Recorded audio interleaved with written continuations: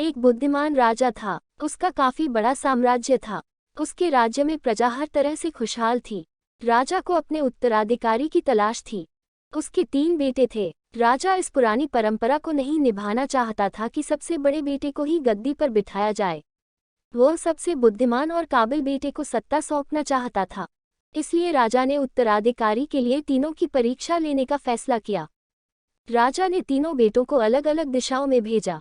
उसने हर बेटे को सोने का एक एक सिक्का देते हुए कहा कि वे इससे ऐसी चीज खरीदे जो पुराने महल को भर दे। पहले बेटे ने सोचा कि पिता तो सठिया चुके हैं, इस थोड़े से पैसे से इस महल को किसी चीज से कैसे भरा जा सकता है।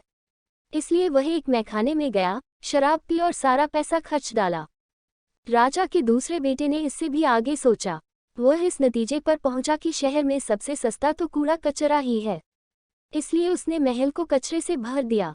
तीसरे बेटे ने 2 दिन तक इस पर चिंतन मनन किया कि महल को सिर्फ एक सिक्के से कैसे भरा जा सकता है। वह वाकई कुछ ऐसा करना चाहता था जिससे पिता की उम्मीद पूरी होती हो। उसने मोमबत्तियां और लोबान की बत्तियां खरीदी और फिर पूरे महल को रोशनी और सुगंध से भर दिया। इस तीसरे बेटे की बुद्धिमानी से खुश होकर राजा ने उसे अपना उत्तराधिकारी बनाया।